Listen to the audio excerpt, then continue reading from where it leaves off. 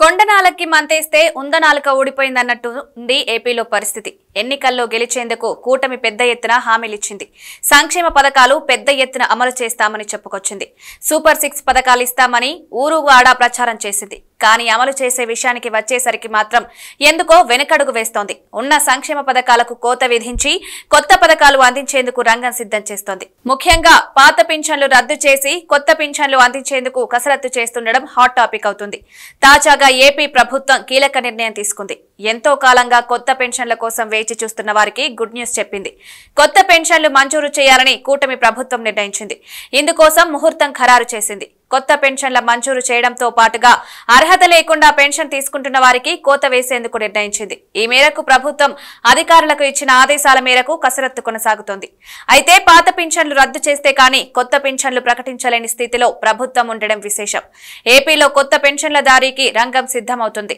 వచ్చే నెల నుంచి కొత్త పెన్షన్ల కోసం దరఖాస్తులను స్వీకరించడంతో పాటుగా జారీ దిశగా ప్రభుత్వం మార్గదర్శకాలు ఖరారు చేస్తోంది. తాజాగా ఏపీ ప్రభుత్వం అసెంబ్లీ వేదికగా కొత్త పెన్షన్ల జారీపైన ప్రకటన చేసింది. వచ్చే నెల నుంచి ఇందుకోసం దరఖాస్తుల స్వీకరణ ప్రారంభం కానుంది.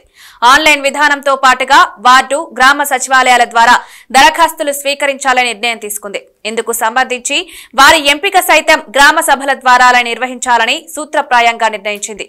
కొత్త దరఖాస్తుదారులకు అర్హతలతో పాటుగా సమర్పించాల్సిన డాక్యుమెంట్లపై స్పష్టత వచ్చింది. ఏడాది కాలంగా రాష్ట్రంలో కొత్త పెన్షన్లు మంజూరు కాలేదు. అయితే ఇప్పుడు కూడా కొన్ని రకాల అనుమానాలున్నాయి.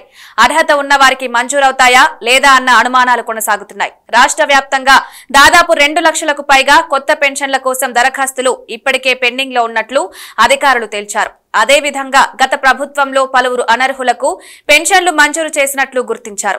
సచివాలయ సిబ్బంది ద్వారా పెన్షన్ల పంపిణీ సమయంలో ఈ అంశం వెలుగులోకి వచ్చింది. దీంతో కొత్తగా పెన్షన్ల మంజూరు సమయంలో పక్కాగా వ్యవహరించాలని ప్రభుత్వం అధికారులకు సూచించింది. డిసెంబర్లో దరఖాస్తుల స్వీకరణ, విచారణ, ఖరారు ప్రక్రియ పూర్తి చేయాలని ప్రభుత్వం భావిస్తోంది.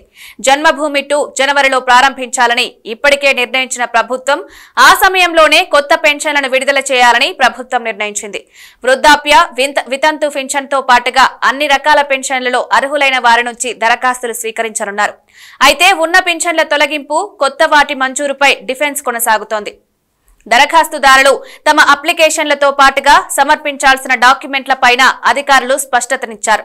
అయితే అది అధికారికంగా కాదు. సోషల్ మీడియాలో జరుగుతున్న ప్రచారం ప్రకారం ఆధార్, రేషన్ కార్డుతో పాటుగా బ్యాంకు ఖాతా వివరాలు తప్పనిసరిగా జత చేయాల్సి ఉంటుంది. బ్యాంకు ఖాతాతో అనుసంధానం అయి ఉన్న వ్యక్తిగత ఫోన్ నెంబర్ ని ఇవ్వాలని సూచించారు. వితంతు పెన్షన్లకు ఆధార్, రేషన్ కార్డు, బ్యాంకు ఖాతా వివరాలతో పాటుగా భర్త డెత్ సర్టిఫికేట్ సమర్పించాల్సి ఉంటుంది.